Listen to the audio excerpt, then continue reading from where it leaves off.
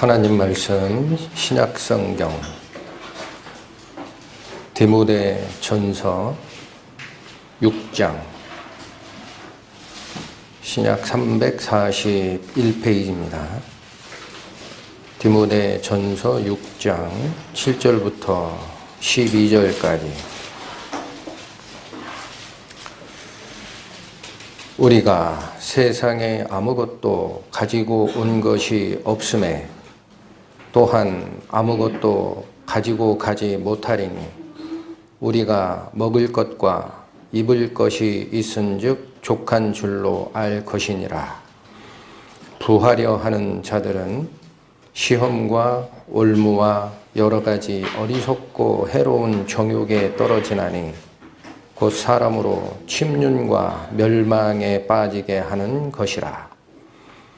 돈을 사랑함이 일만하게 뿌리가 되나니 이것을 사모하는 자들이 미혹을 받아 믿음에서 떠나 많은 근심으로 자기를 찔렀도다. 오직 너 하나님의 사람아, 이것들을 피하고 의와 경건과 믿음과 사랑과 인내와 온유를 좇으며 믿음의 선한 싸움을 싸우라. 영생을 취하라. 이를 위하여 내가 부르심을 입었고 많은 증인 앞에서 선한 증거를 증거하였도다. 기도하시겠습니다. 하나님 아버지의 은혜를 찬양합니다. 오늘 저희는 주의 영광을, 그 얼굴을 바라보라 하신 부탁의 말씀이 저희에게 가르치시는 바가 무엇인지를 말씀을 통해 깊이 상고하고자 합니다. 이 시간 저희의 마음을 성령께서 주관하여 주시고 증거되는 말씀 한마디 한마디를 가슴으로 받고 하나님의 가르침을 따라 저희의 행로를 바꾸는 은혜로움이 저희 안에 풍성히 일어나게 될 수 있도록 주님께서 주관하여 주실 것을 간구합니다. 이 모든 말씀 우리를 구원하신 예수 그리스도의 이름 받들어 감사하며 기도 올렸습니다. 아멘. 네, 오늘 읽은 본문의 말씀은 처음 들으신 분들은 없으시죠? 네, 그래서 사실은 새롭지 않은 말씀들입니다. 그러나 실제 하나님을 쫓아가는 성도로서 우리에게는 새로워야 되는 말씀이고 또한 중요한 말씀입니다. 본문에 뭐라고 말씀을 하시기 때문에 그렇습니까? 이 부하려 하는 마음을 제대로 이해를 못하고 나에게서 떠나 보내지 않는다면 믿음에서 떨어지는 일이 있기 때문이다 라고 말씀을 주셨기 때문입니다. 본문의 구절을 다시 한번 보십니다. 부하려 하는 자들은 시험과 올무와 여러 가지 어리석고 해로운 정욕에 떨어지나니 곧 사람으로 침륜과 멸망에 빠지게 하는 것이다. 이렇게 설명을 주셨어요. 자, 부하려 하는 그 마음은 일단 우리에게 올무가 된다 그래요. 올무. 올무는 어떤 게 올무인가요? 짐승 잡을 때 올무 쓰죠. 올무의 특징은 그 짐승이 자주 다니는 길에 놓습니다. 또 하나는 눈에 안 보이게 놓습니다. 그러니까 이 부하려 하는 마음을 제대로 이해를 못하고 방치하다 보면 내가 행하는 습관적인 그 과정 속에서 나를 채는 것이고 내가 알지도 못하는 사이에 내 다리를 올가매는 역할이 된다는 거예요. 그런데 이 똑같은 9절의 말씀을 10절에 반복하십니다. 어떻게 반복하느냐? 돈을 사랑함이 일만 악의 뿌리가 된다. 이렇게 말씀을 주시고 이것을 사모하는 자들은 미혹을 받게 된다. 자, 아까 9절에 시험과 올무와 어리석은 정욕에 빠진다 그랬어요. 이걸 미혹으로 받으셨고, 믿음에서 떠나 많은 근심으로써 자기를 찌르는 일이 있게 된다 그래요. 그러니까 부하려는 마음을 제대로 내가 이해를 못하고 내 근처에 잘못 두게 되면 내가 모르는 사이에 내 발을 옭아매는 올무가 되고, 그것이 9절에서는 침륜과 멸망에 빠지는 것이라고 표현을 하셨고, 10절에서는 믿음에서 떠나게 되는 근원이 된다. 가만히 말씀을 살피면 굉장한 가르침입니다. 자, 그래서 이 부를 쫓는 마음을 오늘 본문에서 강조하시고 있는 것은 어리석고 해로운 정욕에 떨어지게 되고 파멸과 멸망에 빠지게 하는 올무가 되기 때문에 결과적으로 그걸 방치하다 보면 믿음에서 떠나게 되는 문제까지도 연결이 된다. 그러니까 우리가 하나님을 쫓아가는 성도로서 이 부분은 깊게 한번 생각을 해야 할 필요가 있다. 굉장히 새로워야 되는 주제이고 굉장히 중요한 주제이다. 자, 근데 이어지는 말씀이 11절에 뭐라고 나옵니까? 오직 너 하나님의 사람아, 이것들을 피하라. 누구에게 주는 명령인가요? 하나님의 사람. 그래서 이 말씀을 제가 상고를 하다가, 자, 부를 쫓는 것이 하나님을 쫓는 것과는 반대됨을 우리가 이미 알고 있습니다. 그럼에도 불구하고 성도들이 그 부하려 하는 그 마음에 쉽게 물드는 것은 무슨 이유이며, 또 벗어나지 못하게 되는 상태가 유지되는 것은 무슨 이유일까?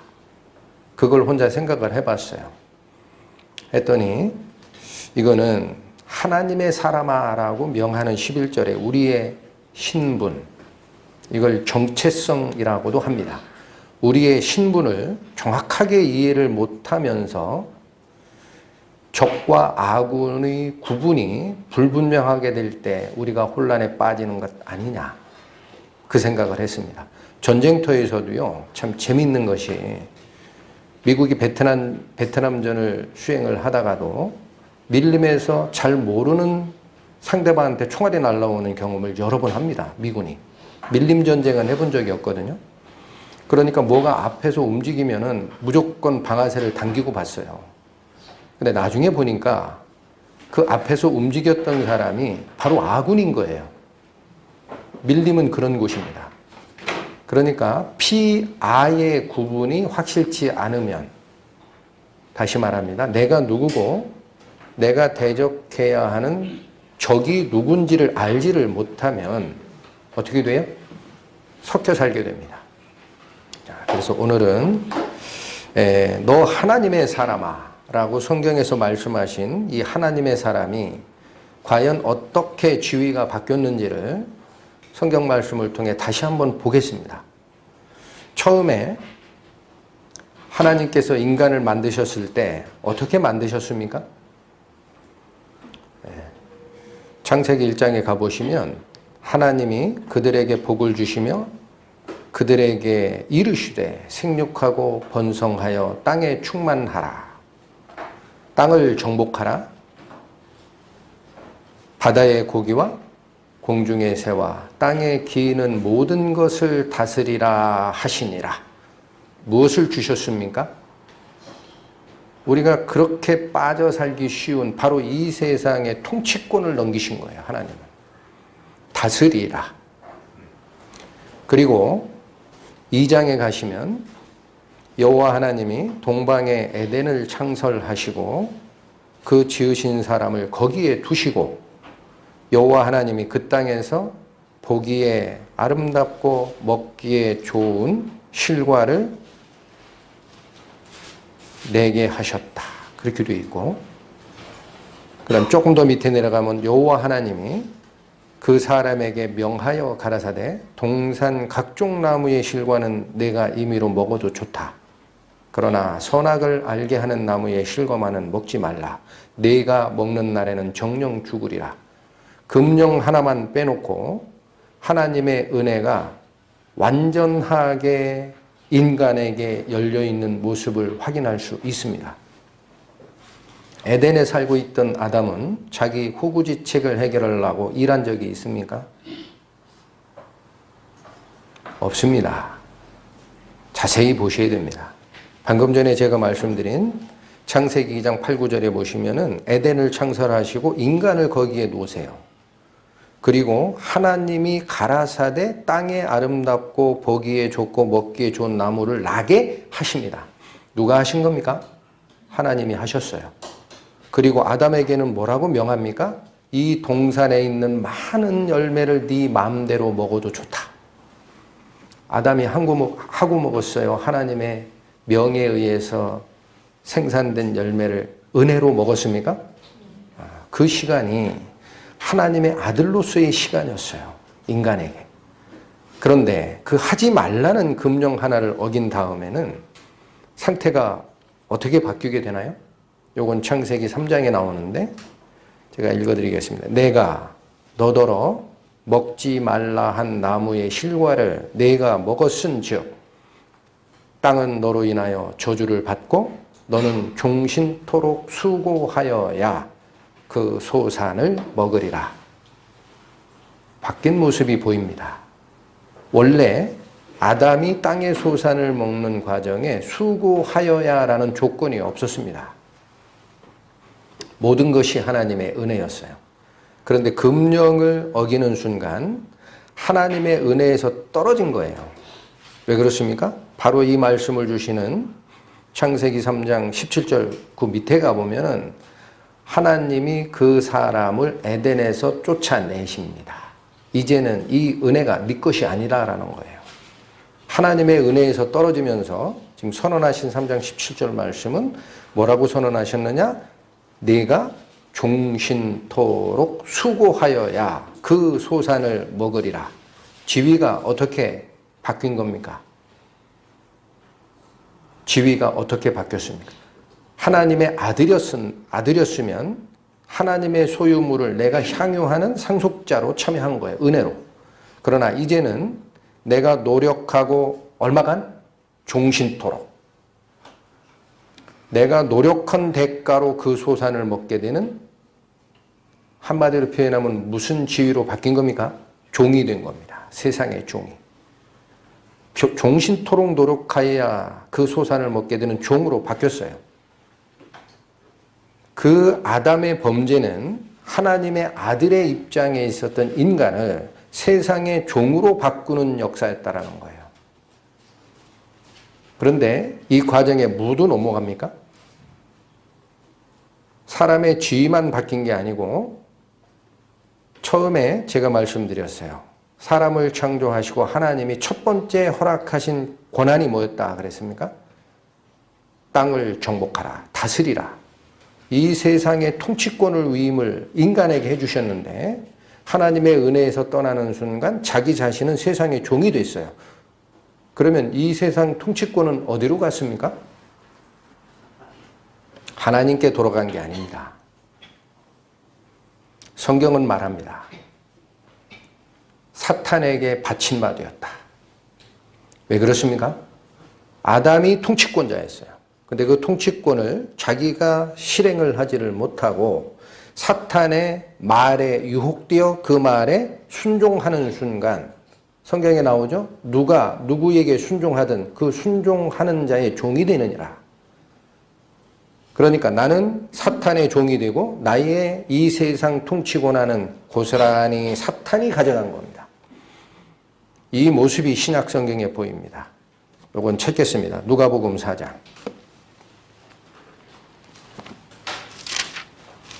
신약 성경 94페이지.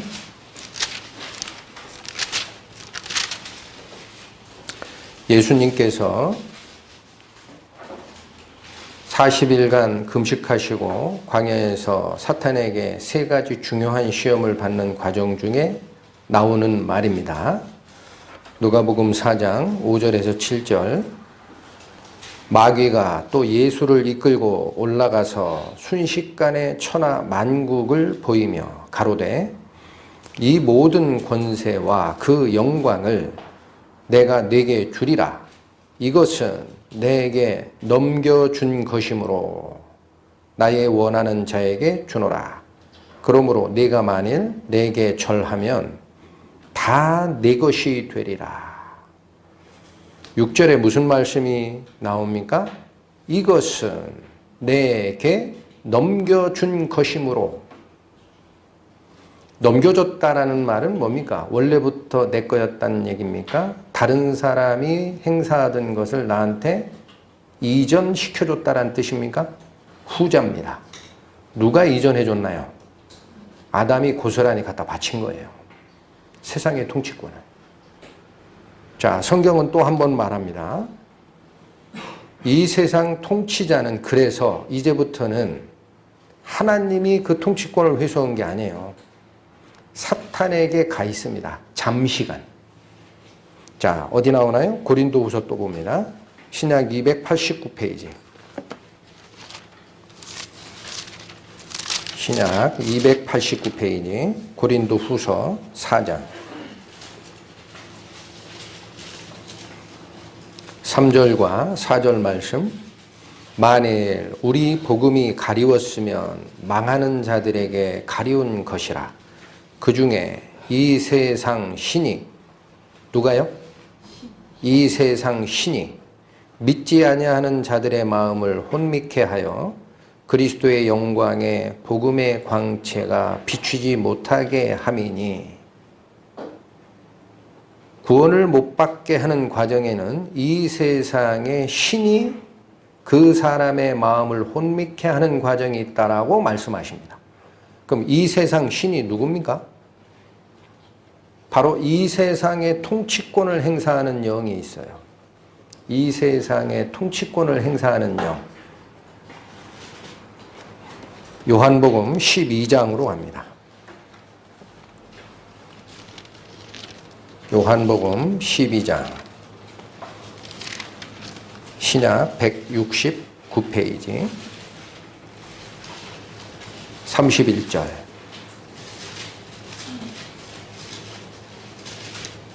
요한복음 12장 31절.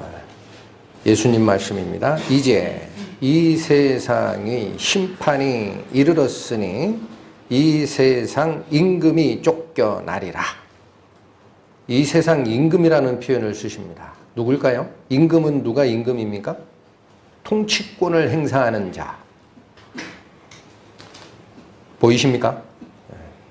아담의 범죄 이후에 아담에게 주어졌던 통치권은 고스란히 사탄에게 넘어간 바 된 것이고, 하나님의 은혜 아래 살던 하나님의 아들이라는 지위가 박탈되어 세상의 종이 된 겁니다. 누가? 인간이. 그러니까 구원받은 사람은 바로 하나님의 아들의 지위에 있었다가 사탄의 종으로 팔린 이 사람의 영혼을 하나님이 값을 치르시고 다시 되사하셔서 당신의 나라로 옮긴 것을 구원이라고 합니다. 그걸 구속이라고 합니다. 구속, redemption. 동사로는 redeem. 구약 성경에 보면은 너희 친족이 이방 민족에게 종으로 팔렸으면 하고 이 구속의 원리를 설명해요. 가장 가까운 친족이 가서 돈을 주고 종의 지위에서 빼내오라.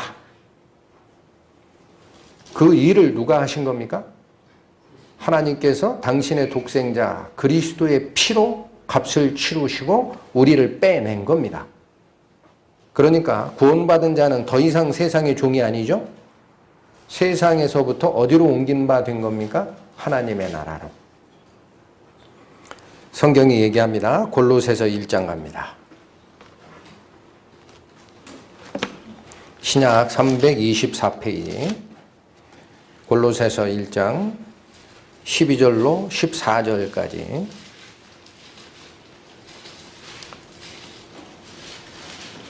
우리로 하여금 빛 가운데서 성도의 기업의 부분을 얻기에 합당하게 하신 아버지께 감사하게 하시기를 원하노라.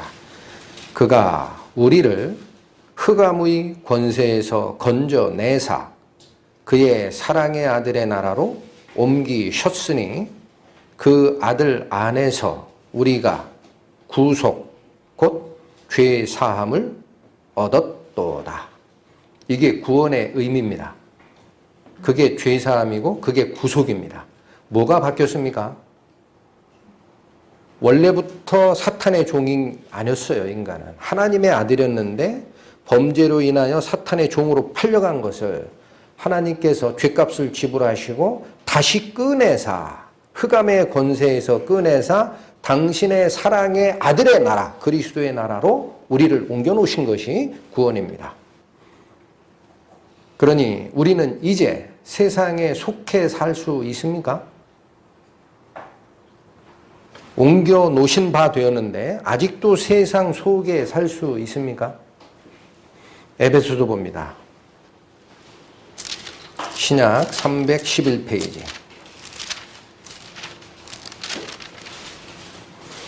에베소서 2장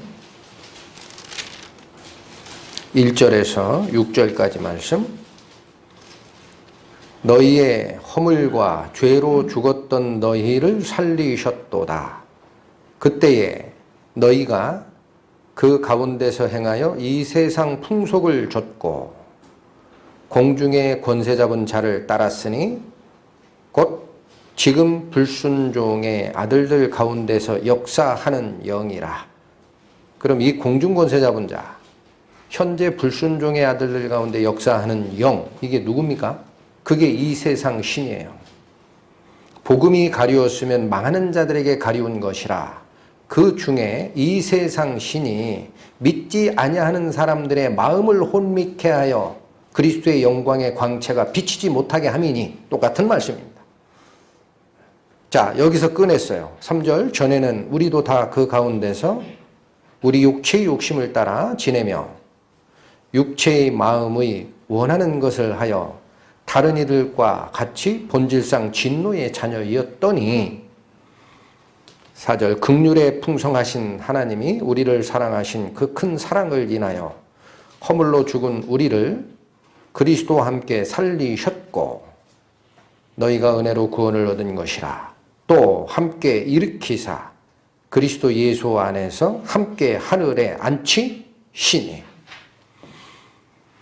바로 그 하늘나라를 상속받을 상속자로 우리를 삼아 주신 거예요. 그러니까 뭐가 바뀌었습니까? 이제 더 이상 세상에 속한 백성이 아니고 사탄의 종이 아니고 흑암의 권세에서 건져내사 사랑의 아들의 나라 하늘에 앉히신 바 된 것이 구원받은 성도입니다. 그러니까 이 세상에 성도는 속할 수가 없고, 여기 나온 말씀대로 전에는 우리도 그 가운데서 행하여 본질상 진노의 자녀처럼 살았다라는 삶을 살 수가 없어요. 신분이 바뀌었습니다. 세상적인 욕심에 내 마음을 주거나 그 풍속 과거의 습관대로 살 수 없는 자가 됐습니다. 요한복음 15장 신약 175페이지 19절 말씀.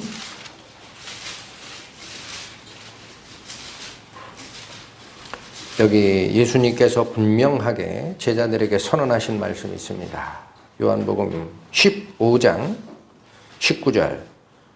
너희가 세상에 속하였으면 세상이 자기의 것을 사랑할 터이나 너희는 세상에 속한 것이 아니요 도리어 세상에서 나의 택함을 입은 자인 고로 세상이 너희를 미워하느니라. 세상이 너희를 미워한다라는 말은 무슨 말씀입니까?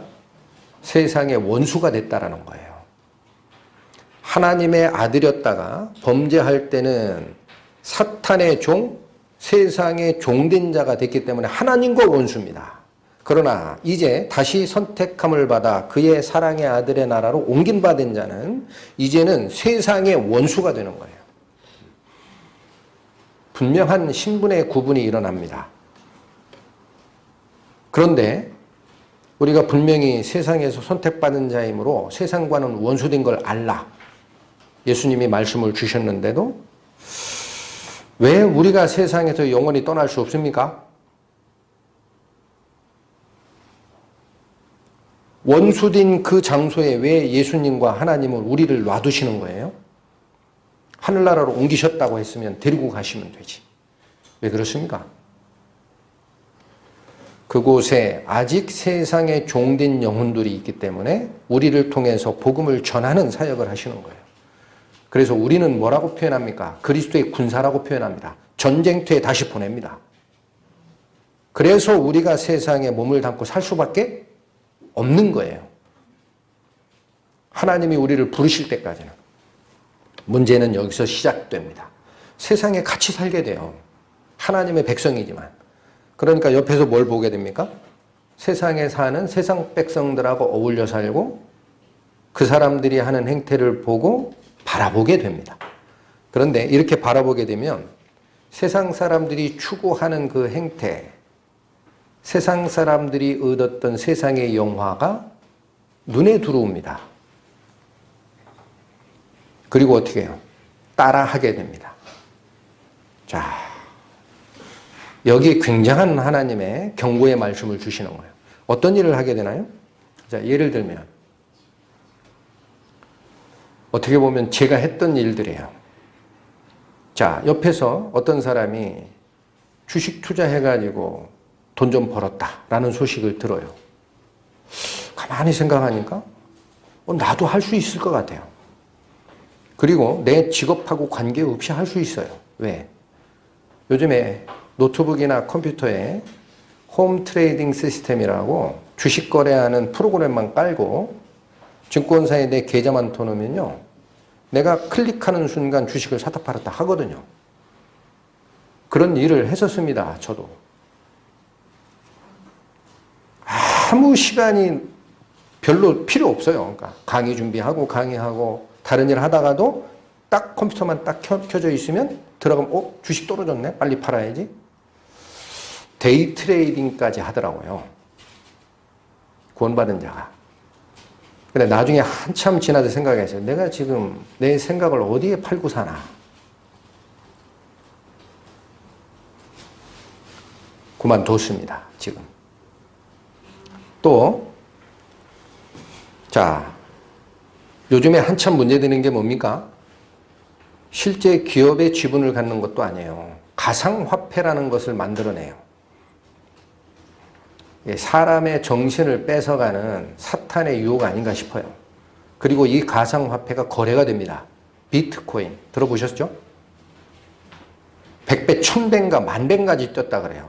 처음 출발할 때부터. 그러니까 대박났다 이 소식 들으니까 나도 해야지. 하다가 어떻게 되나요? 벌써 한 2-3달 전에 꼭지점 찍고 거기 늦게 발을 담근 사람들 패가 망신했어요. 돈 끌어다 댄 사람은 인간관계까지 문제가 생겼습니다. 주식이나 가상화폐 투자만 그렇습니까? 자, 옆에서 어느 지역이 재건축해가지고 한 6억, 7억 정도 가지고 있던 집이 30억으로 불어났다는 소리를 들어요.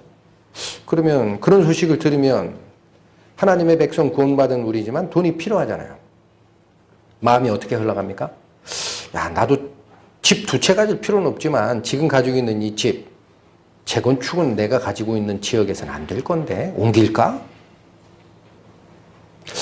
굉장히 불편한데 그러면 다른 방법이 있겠다. 매매 가격의 전세가 80% 정도 되니 20% 자금만 내가 마련하면 사도 되겠네. 어떤 경우에 어떤 사업이 잘 된다고 또 그래요. 옆에서. 그러면 내가 좀 사업 좀 해볼까 나도? 구원받은 사람이 굉장히 성실하죠? 사업하면 또 잘해요. 굉장히 잘합니다. 사업 되네. 확장하고 확장하고 가만히 보니까 이 지역 말고 저 지역에 분점을 내면 또 잘 될 것 같아요. 그럼 분점 내요. 또 잘 돼요. 안 되면 하나님께 돌아오는데 돈이 막 벌려요. 이거 어떻게 하니? 하나님 잠깐만요. 저에게 주신 기회 같아요. 조금만 돈을 벌어가지고 하나님 사업에 쓰겠습니다. 옆에 땅도 삽니다. 제가 했던 일입니다. 금액을 말씀드리기 힘들어요. 아마 일반인들이 평생 벌어야 될 돈만큼을 제가 미실현 이익으로 번 적이 있어요. 설교상에 이런 얘기하면 참 안 되는데 하나님 저한테 돈을 줘보십시오 그랬어요. 제가 그 어릴 때 굉장히 교만했습니다. 제가 하나님 배반할 것 같습니까? 그 돈 가지고 하나님 사업에 쓰겠습니다. 한번 줘보십시오. 주시더라고요. 어마어마하게 주셨습니다. 그런데 막상 팔고 나서 할 일이 없어요. 그래서 조금 기다렸어요. 막 떨어져요, 그게. 내가 이걸 팔아가지고 뭘 하지? 기다려보지 뭐. 나중에 보니까요, 하나님이 다 회수하셨어요. 딱 그때 내가 샀던 집 한 채 빼고. 되돌아봤습니다. 이게 뭘까? 제가 건방 떨은 게 드러납니다. 나한테 돈을 줘보십시오, 하나님. 제가 이 돈에게 마음을 뺏길 것 같습니까? 절대 하나님께 향하였던 눈, 세상으로 돌아가지 않을 수 있습니다. 어린 반푼 없는 소리를 했더라고요. 빠집니다. 세상의 마음이 빠지고 돈의 마음이 빠지고 모든 게 시시해 보여요. 하루에 5억씩 차익이 생기고 막 했던 때도 있으니까 모든 게 시시해 보여요. 야, 이거 큰일이구나. 돈의 노예가 되네. 경험했어요. 지금은 다 버렸습니다. 아, 쓸데없다. 뿐만입니까? 자, 나는 열심히 산다고 하는데 내 자녀들이 걱정해요. 그러니까 이 세상에 열심히 구원받지 못한 사람들의 자녀와 비교해서 무시당하지 말고 성실히 일해서 열심히 본을 보이라. 그것까지는 괜찮아요. 그런데 자식을 교육하다 보면 또 뭐가 보입니까? 우리는 부존자원이 없으니 부가 대물림한다는 얘기를 하고 얘가 교육을 어떻게 받느냐가 걔의 인생의 모든 것을 바꿔놓는다라는 걸 배워요. 자꾸 들어요. 그러니까 어떻게 합니까? 올인 합니다. 유학 보내고 학원 보내고 유학 보내고 내 집 팔아서로 너는 가리킨다. 하나님이 자녀를 그렇게 교육하라고 가르치시질 않았죠? 주의 훈계로 교육하라. 뭘 뺏기는 과정입니까? 우리 마음. 자꾸 뺏겨요. 자, 그러니까 정리하면 이런 과정을 거치는 거예요. 처음에는 세상의 복음을 전파하기 위해 세상에 같이 살아라. 먹을 게 필요하니까 생계를 위해 돈을 벌기 시작하는데 여윳돈이 생기거나 또는 남이 돈 버는 것을 보고 상대적 박탈감을 느껴요. 이 속에서. 그게 유혹이에요. 아, 저거 따라하면 될 것 같은데 이건 도덕적으로 문제 없어. 조금만 추구해볼까? 맛을 봅니다. 오, 되네. 여기가 문제입니다. 이게 함정이에요. 조금 더, 조금만 더 속에서 양심에 분명한 목소리가 한 번씩 들려요. 야, 너 그거 아니야 아직은. 너 지금 어디다 자꾸 마음 두니? 하나님께 둬야지. 하나님 잠깐만요. 요 기회 없을 것 같아. 지금 조금 하고 내가 그 돈 벌면 하나님 사업을 위해 쓰겠습니다. 하다가 어떻게 됩니까? 계속 순환됩니다. 자기가 거기서 빠져나오지가 못해요. 뱅뱅 돕니다. 거기를 건져주시는 게 하나님의 방문이에요. 우리 영혼을 방문합니다. 노크를. 너 정신 차려. 자다가 깰 때가 되었느니라. 놓아라. 그러면 왜 이렇게 자꾸 빠질까요? 이유가? 분명히 우리는 하나님의 은혜에 의해서 세상 종된 자에게서 구원하여 하늘의 나라에 안친받은 자인데 지위가 분명히 바뀌었는데 세상에 있음에도 왜 자꾸 빠질까요? 내가 정신을 못 차려서 그럴까요? 맞습니다. 하나가 더 있습니다. 그걸 속에서 살곰살곰 해도 돼 하고 유혹하는 누가 있어요? 영이 있어요. 여러분, 그걸 놓치면 안 됩니다. 그걸 믿음의 선지들은 뭐라고 하냐? 거지의 영이라고 합니다. 거지의 영. 조금만 더. 다고 하는 거. 야, 조금만 더. 괜찮네? 조금만 더. 도덕적으로 문제 없잖아. 다고. 아직 배고프다. 더 먹어라. 하나님의 영은 뭐라고 얘기하시나요? 세상이 주는 것에 눈을 돌리지 마라. 내가 곧 너의 영광이니라. 전에 한번 말씀드린 적이 있어요. 하나님의 영광을 여러 차례 말씀을 전해드렸는데 영광이라는 히브리어의 단어가 카보드라는 단어를 쓴다라고 말씀을 드렸고 그 카보드의 첫 번째 뜻이 뭔지 아십니까? 하나님의 영광을 얘기할 때 카보드. 부요, 풍부입니다. 기억하세요. 하나님의 부요가 곧 하나님의 영광입니다. 하나님이 뭘 가지고 계신 분입니까? 모든 세상이 다 그로부터 나온 바 된 자입니다. 하나님은 모든 우주보다 크신 분이에요. 그러니까 그분의 영광은 그분의 풍부, 그분의 부유에서 나오는 거예요. 두 번째 카보드의 뜻이 뭐다 그랬어요? 그분이 우리에게 나타날 때 우리가 눈으로 볼 수 있는 빛나는 모습, 그거를 쉐키나라고 표현한다 그랬어요. 하나님의 영광이 곧 부요입니다. 근데 그걸 몰라요. 예를 들겠습니다. 어떤 특급 호텔 음식 나오는 쓰레기통 옆에 거지가 하나가 있어요. 바쁘니까 요리사들이 사과 깎고 하다가 다 잘라내지 않죠. 그거 뒤져가지고 먹고 있어요. 배고프니까. 그런데 거길 지나가던 임금께서 불쌍히 여기셨어요. 얘야, 지금 뭐 하는 거냐? 내 아들을 삼아주마. 앞으로는 음식 쓰레기통 뒤지지 마라. 네가 필요한 것은 내가 공급할 것이고 너는 하늘의 음식의 맛을 배우는 과정을 겪어라 하고 그 특급 호텔에 자유이용권 티켓을 주머니에 딱 넣어주시고 갔어요. 네가 거할 거처 내가 만든 다음에 다시 오마. 이 거지가 배고픕니다. 이 티켓 무슨 이 티켓 특급 호텔의 자유이용권 티켓이 뭘 의미합니까? 그분께서 특급 호텔 운영자에게 약속을 주신 거야. 내가 돈을 지불할 테니 이 티켓을 가져오는 자가 있으면 모든 것을 다 이용하게 하라. 약속입니다. 약속. 하늘나라의 약속. 영광스러운 약속. 나의 부요를 너에게 주겠다라는 약속. 그러나 그 약속을 한 번도 써본 적이 없어요. 이 거지가. 그러니까 티켓 가지고 가면 하늘의 음식을 맛볼 수 있는데 맨날 먹었던 게 뭐밖에 없어요? 호텔 음식 쓰레기통에 섞여 나오는 그거밖에 없어요. 그러니까 자꾸 뒤지게 됩니다. 하나님의 부요를 알았다면 그 티켓을 썼을 겁니다. 그 거지가. 맞습니까?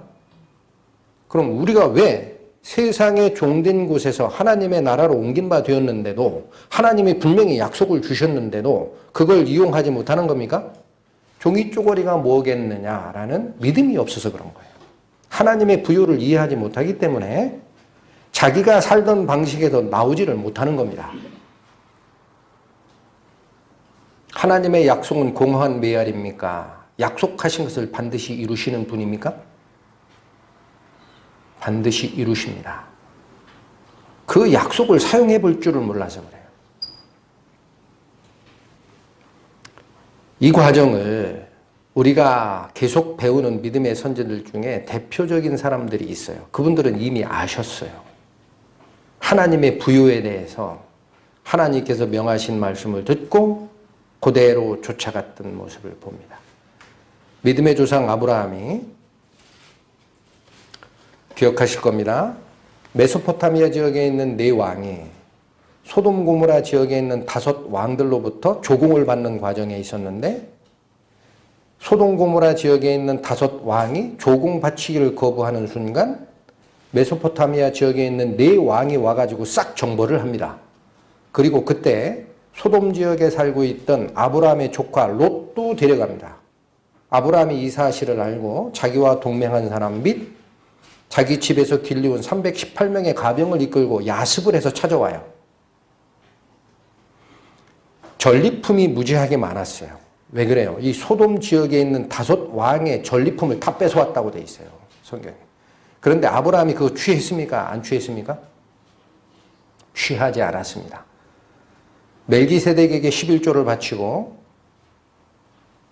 가르침을 받았어요. 내가 한 것이 아니구나. 하나님께서 해주신 거구나. 알고 나서 소돔 지역의 왕이 내 포로만 돌리고 네가 얻은 전리품 네가 다 가져라 라고 아브라함에게 제안을 했으나 아브라함은 거절합니다. 나중에 내가 너 때문에 부자 됐다는 소리 듣기 싫어. 다 가져가라. 다만 내 가족들과 나와 동맹했던 그들이 얘기하는 지분과 실비만 빼고 다 줄게. 이것이 창세기 14장까지인가 있었던 내용이에요. 그러니까 이제 생각해 보세요. 아브라함이 노승 구해왔으나 세상적인 부를 가진 적이 없죠? 쉽게 얘기하면요. 아무것도 없어요. 그렇게 노력했는데 세상적인 부가 없어요. 또 하나. 가만히 생각하니까 걱정도 됐을 거예요. 이 위에 있는 메소포타미 지역의 4왕, 굉장히 강한 왕들이었습니다. 어떤 역사가는 함무라비 왕이 그 지역의 그 왕이었다고까지 얘기하는 분이 있어요. 이들이 내가 야습을 해서 성공을 했으나 다시 내려와서 나를 진멸하면 어떻게 하지? 걱정 하나 생기고 남는 건 하나도 없어요. 빈털털이에요. 본전치기 한 거예요. 돈으로는. 이때 하나님이 말씀을 주십니다. 가봅니다. 창세기 15장 17페이지.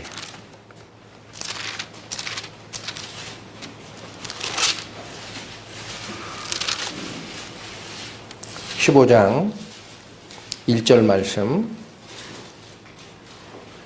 이후에 여호와의 말씀이 이상 중에 아브람에게 임하여 가라사대 아브람아 두려워 말라. 나는 너의 방패요 너의 지극히 큰 상급이니라. 하나님이 주신 말씀이 2가지입니다. 첫 번째는 뭐라고 얘기합니까? 두려워할 거 없다. 내가 너를 막아줄게. 보이십니까? 메소포타미아 지역에 함무라비가 아니라 함무라비보다 10배 큰 권력을 쥔 자가 있어도 내가 막아주면 돼. 걱정하지 마. 2번째 말씀, 너는 그 세상적인 상급에 눈 돌릴 필요 없다. 내가 너의 상급이 되어주마. 여기 뭐라고 얘기했어요? 너의 지극히 큰 상급이 바로 나다라는 거예요. 내가 너의 상급이 되어주마. 어마어마한 약속을 하십니다. 어마어마한 약속입니다. 지구 전체를 주는 것도 아니고요.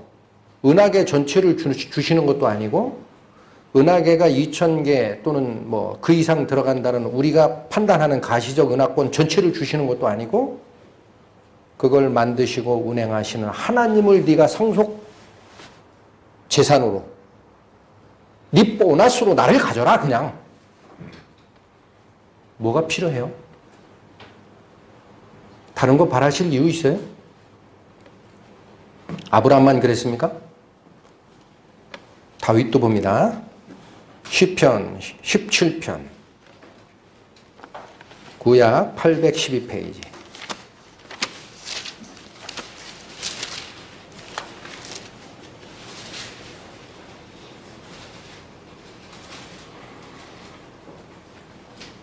시편 17편 14절 15절. 여호와여 금생에서 저희 분깃을 받은 세상 사람에게서 나를 주의 손으로 구하소서. 그는 주의 제물로 배를 채우심을 입고 자녀로 만족하고 그 남은 산업을 그 어린 아이들에게 유전하는 자니이다. 14절 말씀은 이 세상에서 분깃을 얻고자 하는, 세상에서 부귀 영화와 나의 효익을 다 찾고자 하는 그들에게 주는 말씀이에요. 그들은 그렇게 살아요. 하나님의 제물로 배를 채우고 자녀로 만족하고 남는 것이 있으면 그 자녀들에게 유산 상속하는 것이 목적인 사람들입니다. 그러나 15절 다윗이 얘기합니다. 나는 의로운 중에 주의 얼굴을 보리니 깰 때에 주의 형상으로 만족하리이다. 구원받은 하나님의 사람은 뭐를 바라보게 돼 있어요? 하나님의 얼굴. 그리고 무엇으로 만족하나요? 하나님의 형상. 여기 깰 때에 라는 말은 뭐예요? 밤에 자다가 깰 때 그 얘기 아닙니다. 구원받은 자가 자는 것은 육체가 죽은 것을 얘기를 합니다. 그 육체의 잠에서 깨어 하나님의 영광을 볼 때에 당신의 영광으로 나는 만족하리이다. 세상 분깃 관계없습니다.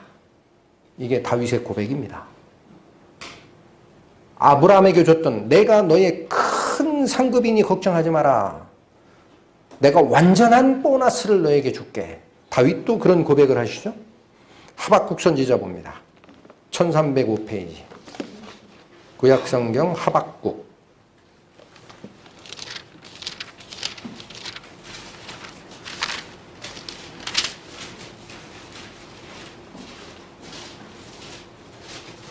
(3장)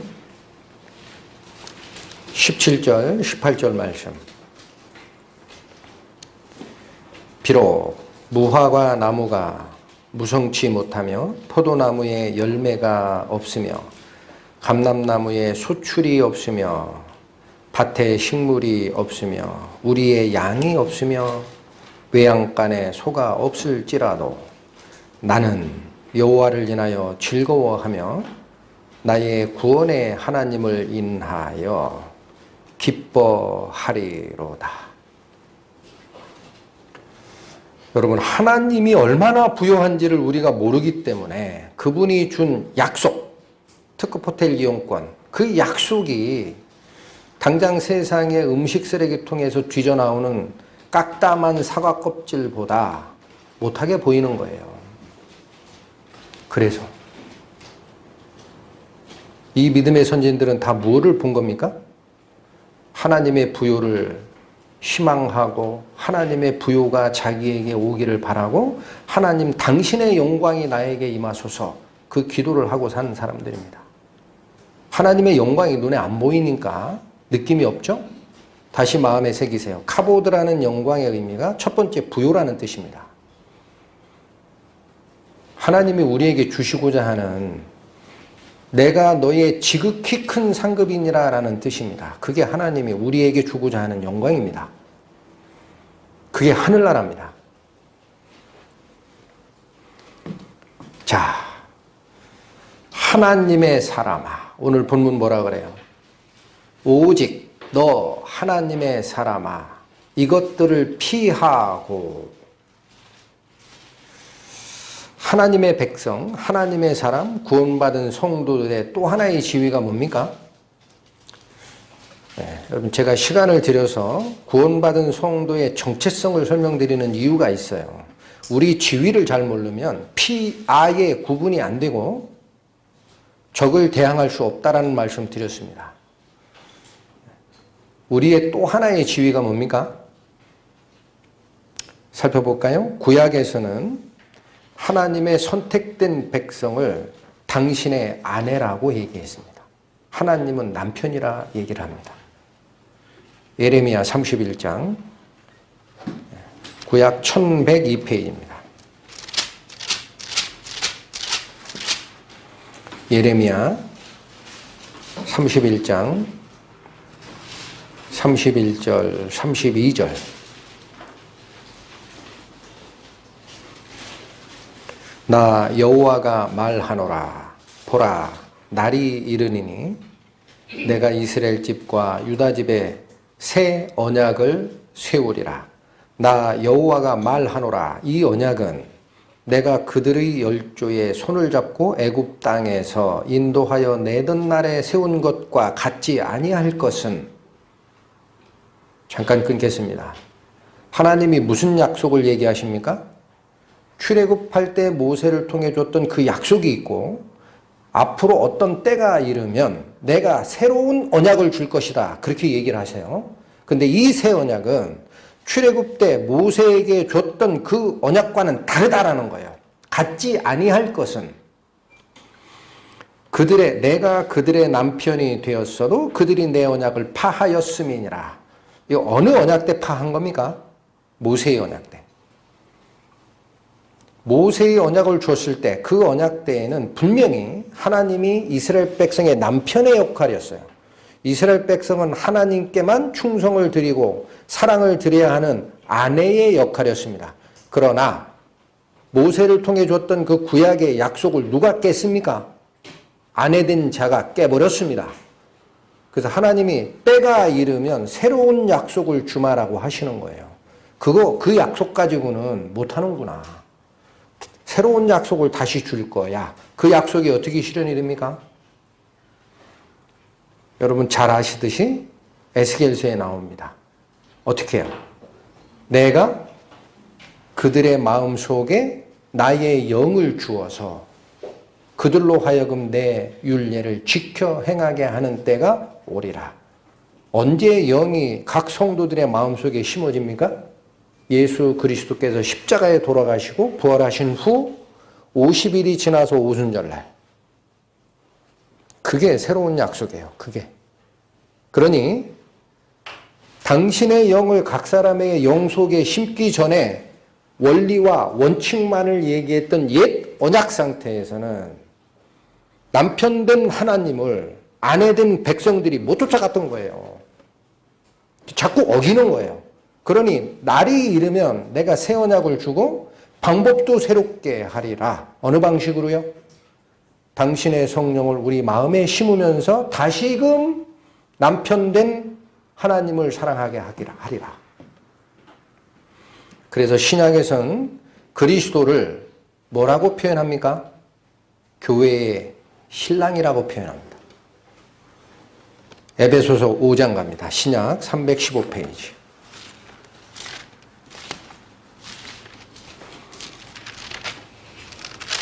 에베소서 5장 31절 32절 말씀. 이러므로 사람이 부모를 떠나 그 아내와 합하여 그 둘이 한 육체가 될지니. 31절까지는 무슨 말씀 주신 거죠? 부부의 연을 설명한 겁니다. 부부의 연. 신랑과 신부가 하나 되는 그 연, 인연을 설명한 건데 32절 이 비밀이 크도다. 내가 그리스도와 교회에 대하여 말하노라. 그러니 구원받은 성도는 하나님의 아들의 지위도 되지만 어떤 지위에 있는 겁니까? 신랑 되신 그리스도의 신부가 되는 겁니다. 그럼 이 신부는 누구에게 사랑을 줘야 마땅해요? 그리스도인 신랑만을 바라봐야 됩니다. 그리스도인 신랑만을. 나의 사랑을 당신에게 드리겠습니다. 라고 해야 됩니다. 신랑이 아닌 다른 남자에게 눈길을 주면 그걸 성경에서 뭐라고 얘기합니까? 간음하였다. 그렇게 얘기합니다. 간음. 너의 마음을 신랑이 아닌 다른 자에게 주었느냐? 그거 간음이야. 그렇게 분명히 선언하십니다. 야고보서 4장 보십니다. 신약성경 374페이지.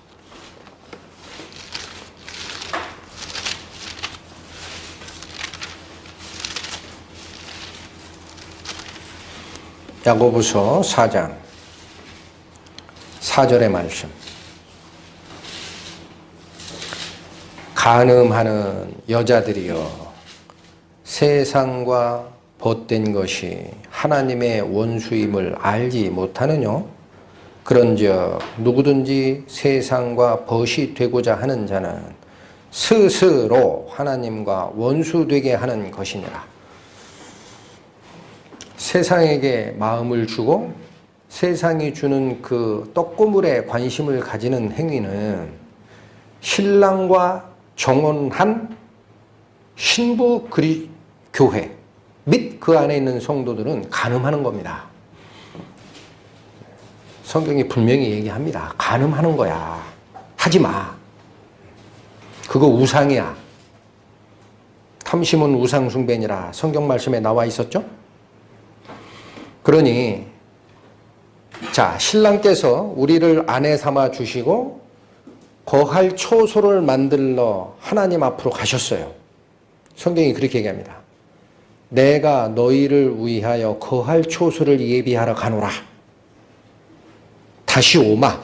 초소가 만들어지면 다시 오마. 그게 예수님의 재림입니다. 그때까지 우리 결혼한 신부, 이스라엘 규례대로라면 정혼이라고 해요. 그게 사실 결혼입니다. 그 결혼한 신부는 누구만 바라보고 있어야 됩니까? 신랑 그리스도의 얼굴만 바라봐야 됩니다. 그러니 성경에서 무슨 말씀을 주시는 거예요?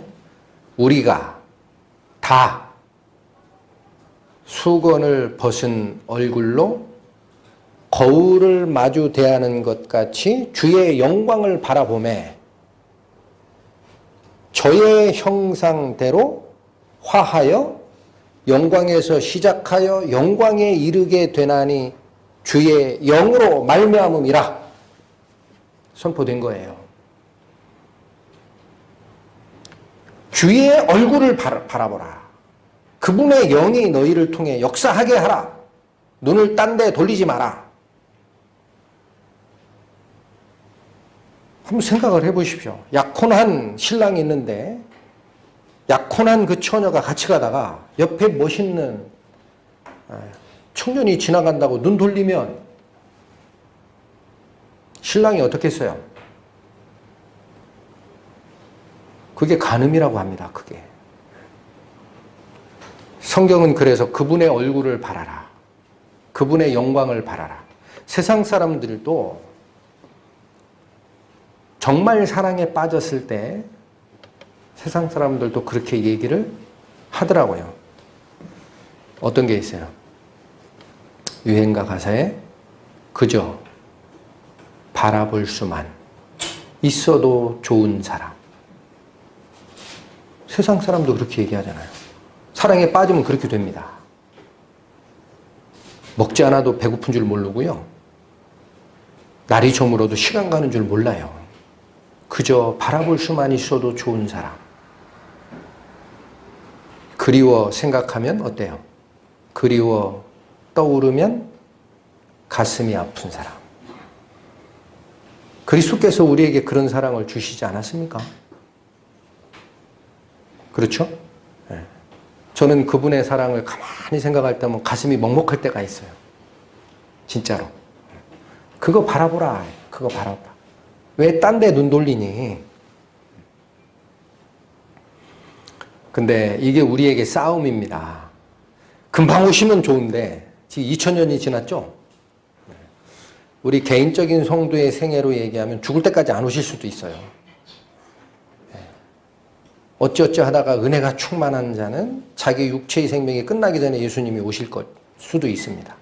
근데 그 기간이 세상 속에서 살다 보니까 오직 약속과 하나님의 음식과 그 특급 호텔의 그 영광, 자유이용권, 그 맛을 보기 전에 힘들어져요. 기간도 길고. 그러니까 우리 성도들에게 항상 성경에서 말씀하시는 바가 뭔지 아십니까? 인내하랍니다. 내 약속이 있으니 인내하라. 다른 누구도 약속을 어겨도 나는 너에 대한 약속을 어기지 않으마. 사람이 자기 자식을 생각하는 마음이 있지 않느냐? 어미가 아이를 생각하지 않냐? 애를 버리는 거 보았느냐? 혹시라도 너희는 그리할지라도 나는 그리하지 아니하리라. 그게 하나님의 약속이에요. 절대 안 바뀝니다. 너희가 네 자식을 버리는 한이 있어도 나는 내 자식을 안 버린다. 기다려. 그걸 끝까지 참고 가는 과정이 그래서 인내가 필요한 거예요. 하나님을 향하는 얼굴을 거두는 순간 눈이 어디로 갑니까? 세상이 주는 그 깎다 말은 사과 쪼가리, 음식 쓰레기통으로 가게 돼 있어요. 우리 눈이. 그러니까 그러지 말라라는 거예요. 성경 말씀 봅니다. 디모데후서 2장.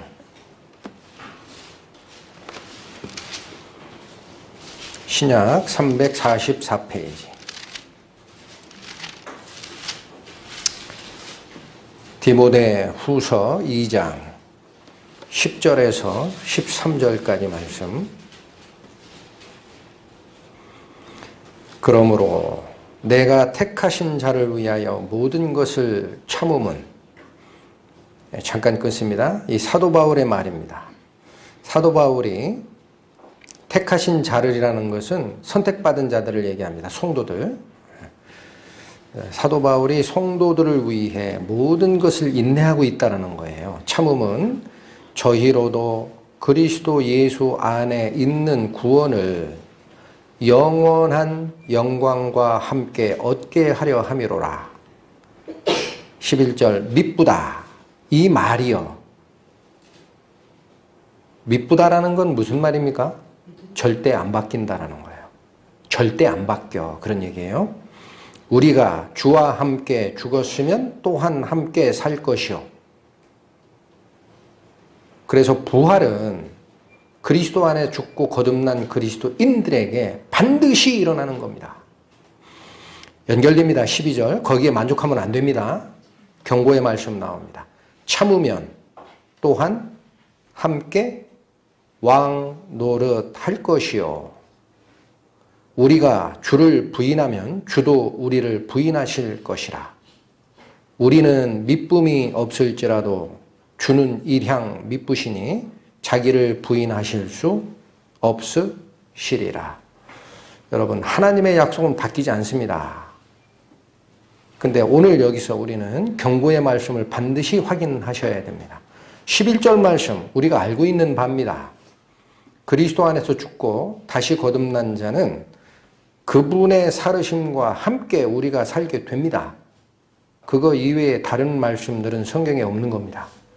그러나 주와 함께 부활한다고 모든 게 끝납니까? 12절 잘 읽으십시오. 참으면 또한 함께 왕노릇할 것이라. 천년왕국의 고을을 다스리는 권세가 마태복음에 예시가 되어 있죠. 누가복음인가요? 문화비유에서. 열 문화 남긴 자에게 예수님께서 하신 말씀이 뭐예요? 열 고을 권세를 차지하라. 다섯 문화 남긴 자에게 다섯 고을 권세를 차지하라. 제가 받고 있는 말씀은요, 하늘나라에서는 고을 권세는 없습니다. 영원한 하나님과 같이 지내는 거예요. 그런데 이 지상에 이루어지는 천년왕국에는 고을 권세가 있습니다. 잘 기억하셔야 됩니다. 똑같이 부활한다고 지상천국에서 똑같이 왕노릇하는 게 아니에요. 성경이 얘기하시잖아요. 달라요.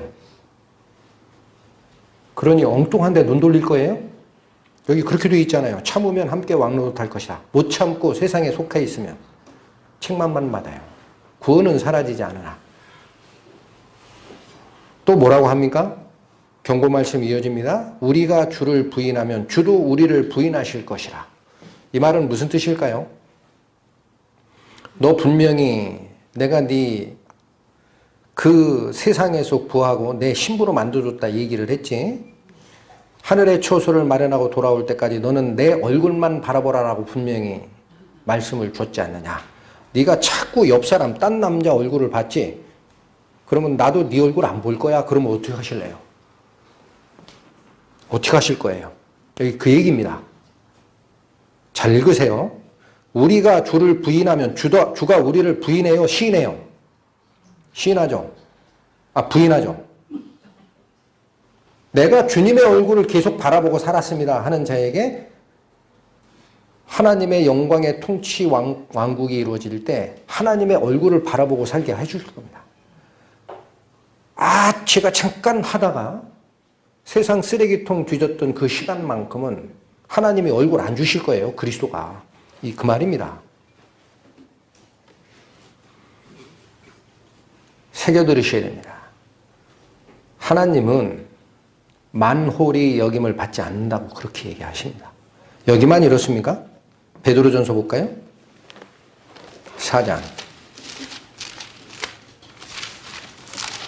베드로전서 4장 말씀.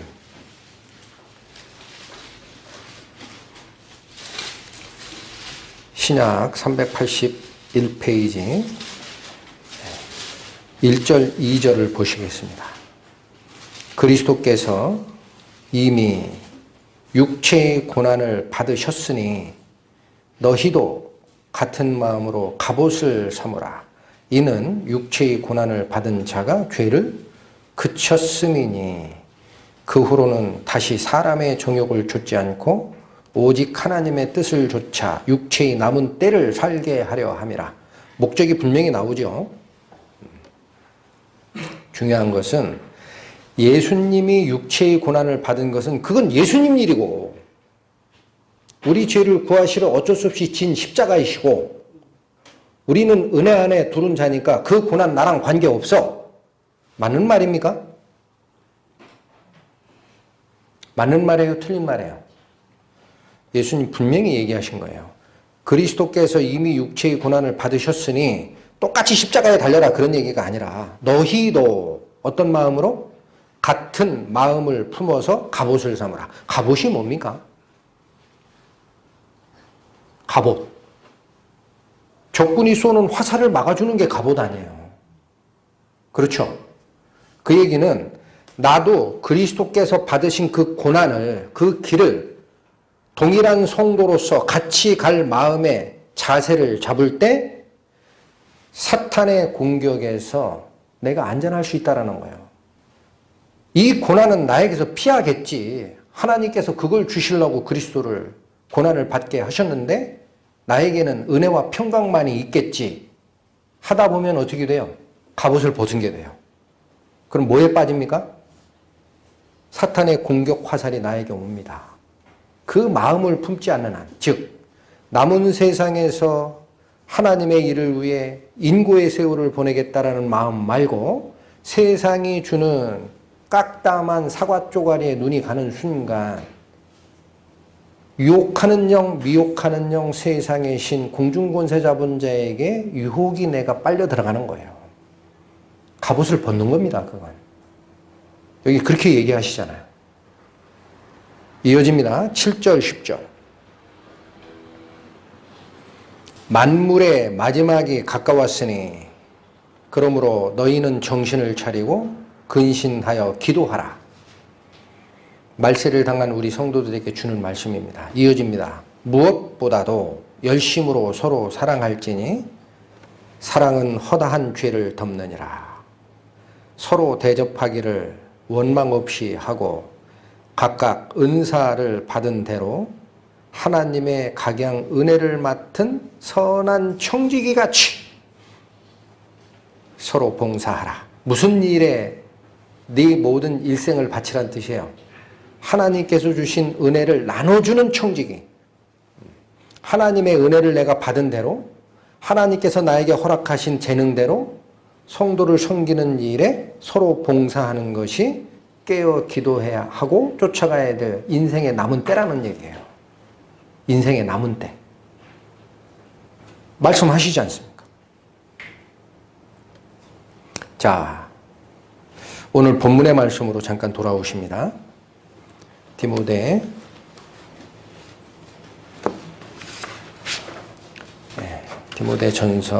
6장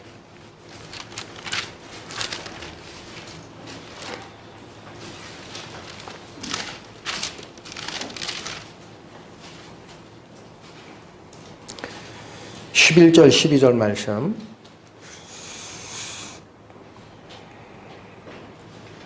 오직 너 하나님의 사람아. 이제 하나님의 사람의 정체성을 우리는 성경 말씀을 통해 분명히 봤습니다.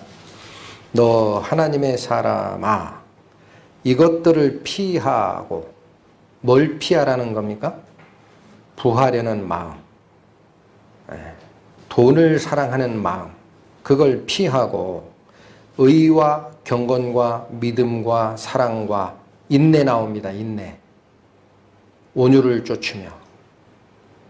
12절 믿음의 선한 싸움을 싸우라. 자, 세상이 주는 부하려는 마음에서 내 마음을 돌리고 아까 저쪽 말씀에서는 갑옷을 삼으라 그랬어요. 갑옷을 삼으라. 세상 영락을 추구하지를 말고 그리스도가 앞서 갔을 때 우리를 위해 고난을 받은 것처럼 너희는 각자 하나님께 받은 은사를 가지고 성도들을 섬기는 데 나눠줄 청지기처럼 고난받을 자세로 세상에 임해라. 그래야 갑옷을 입는 거다. 그렇게 말씀을 주셨죠. 여기 똑같습니다. 뭐라고 해요? 선한 싸움을 싸우래요. 믿음의 선한 싸움. 그러니까 우리가 마음에 가다듬으실 것은 이게 싸움입니다. 영적 싸움입니다. 대충 해도 되고 안 해도 되고 그런 게 아니에요. 영적 싸움이고 굉장히 중요한 말씀을 이어서 주십니다. 영생을 취하라.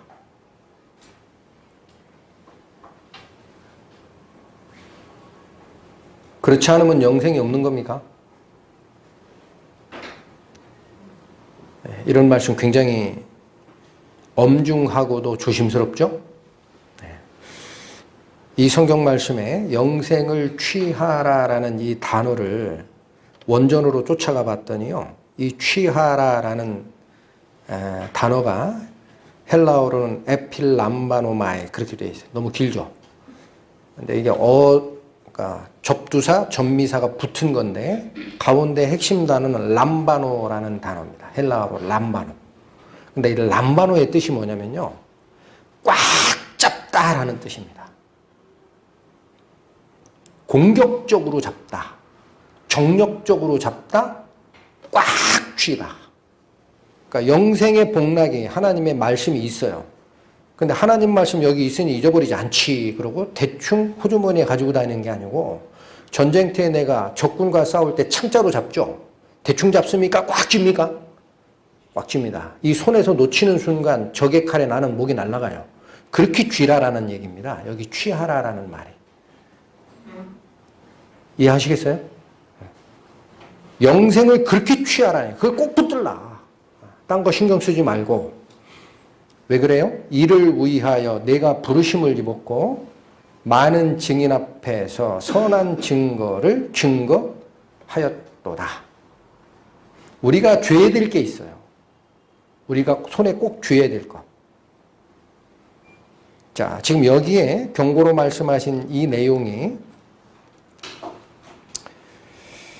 17절 조금 더 넘기세요. 한 번 더 나옵니다. 한 번 더. 디모데전서 6장 17에서 19절에 또 한 번 나옵니다.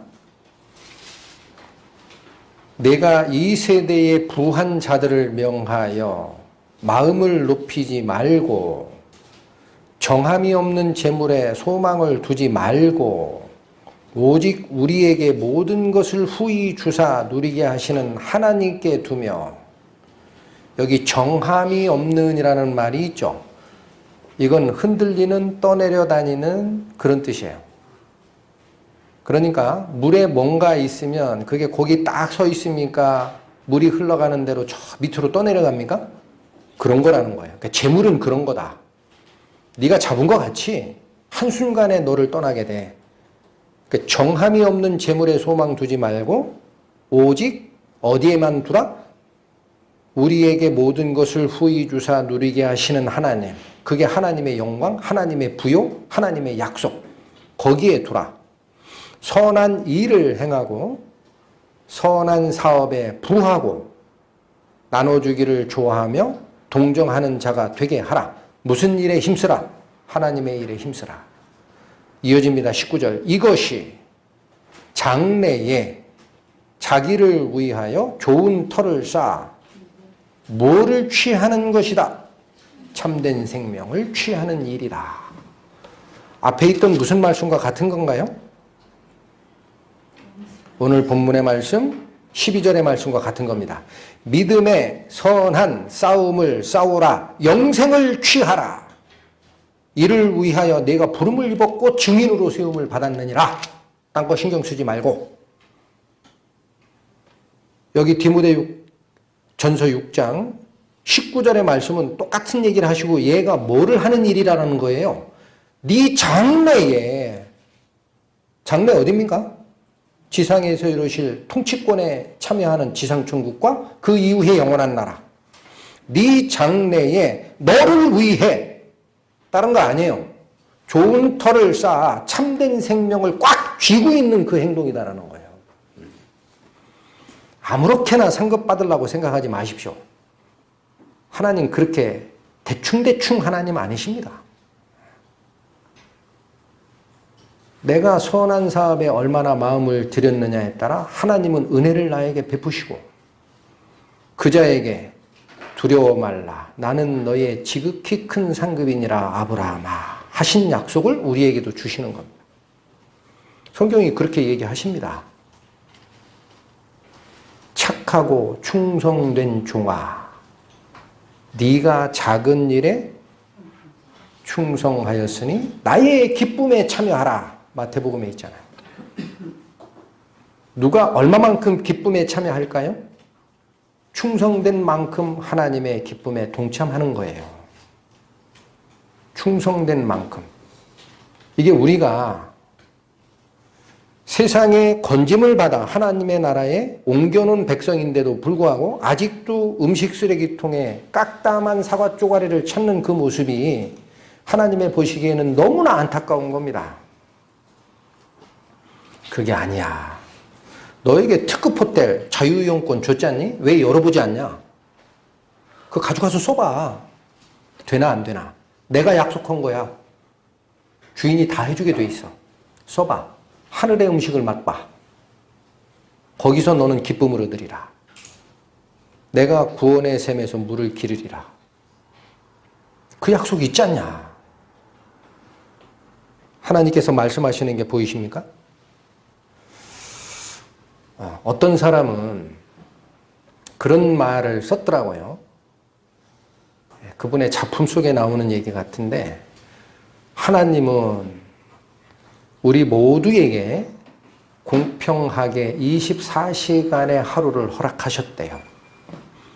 그리고 자비롭게도 24시간을 사용할 권한을 전적으로 우리에게 허락하셨다. 그렇게 얘기합니다. 타치 안 합니다. 그런데 내가 개떡 같은 일에 시간을 쓰면 개떡 같은 일이 나에게 남고 내가 꿀떡 같은 일에 시간을 쓰는 자는 꿀떡 같은 일이 나에게 남게 된다. 그러니 주의하라. 경고를 주셨다.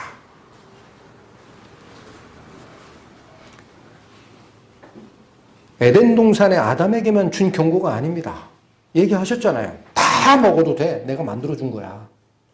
네가 노력한 대가 아니야. 하나만 기억해. 나에 대한 눈을 돌리지 마라. 딴 데로. 한 놈이 올 거야. 걔가 꼭 네 마음을 훔칠 거야. 돌리지 마. 돌렸잖아요. 하나님이 자유를 막았습니까? 주신 자유. 절대 안 막습니다. 그 자가 사탄의 꿰매 빠지는 것을 미리 아셨어요. 그러나 안 막습니다. 왜 안 막아요? 그게 하나님이 우리에게 허락하신 절대적 자유예요. 왜 그렇게 하셔야 됩니까? 그걸 간섭하는 순간 우리는 하나님의 종이 되는 겁니다. 하나님은 그러한 자를 얻기를 원하지 않으셨어요. 종은 이미 있었습니다. 하늘에. 불의는요. 우리는 당신의 사랑의 대상으로 선택받은 자입니다. 굉장히 존귀한 자입니다. 인간은. 구원받은 인간은. 그러니 사랑이 이루어지려면 어떻게 돼요? 내가 너 사랑한다 그러고 제가 싫다고 하는데 나랑 같이 가서 삽시다. 그럼 그게 사랑이에요? 억압이에요? 그거 요즘에 문제 생기죠? 내 사랑이 이러하니라 보여주면 저도 그 사랑을 받겠나이다. 이게 사랑이에요. 하나님이 그 과정에서 우리로부터 당신의 영광을 받으시는 거예요. 그분이 그걸 원하시는 거예요. 24시간 모두 똑같이 준다. 네가 알아서 써라. 단 경고를 하십니다. 세상에 눈 돌리지 말고 얼굴을 들어 나를 바라보라. 내가 너를 이끄마. 갈라디아서 봅니다. 6장 신약 309페이지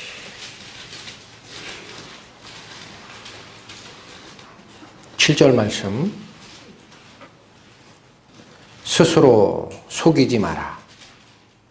하나님은 만홀이 여김을 받지 아니하시나니 사람이 무엇으로 심든지 그대로 거두리라.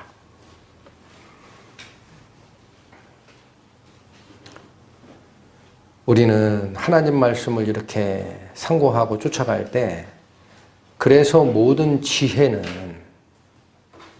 여호와를 경외하는 데 있다라고 하는 겁니다.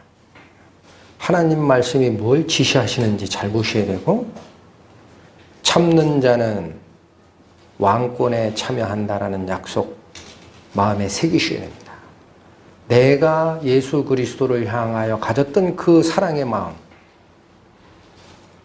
그 사랑의 마음이 나에게 그렇게 어렵지 않은 거였지만 나중에 예수 그리스도께서는 작은 일에 충성된 자야, 나의 기쁨에 참여하라, 왕권에 같이 앉히시는 거예요.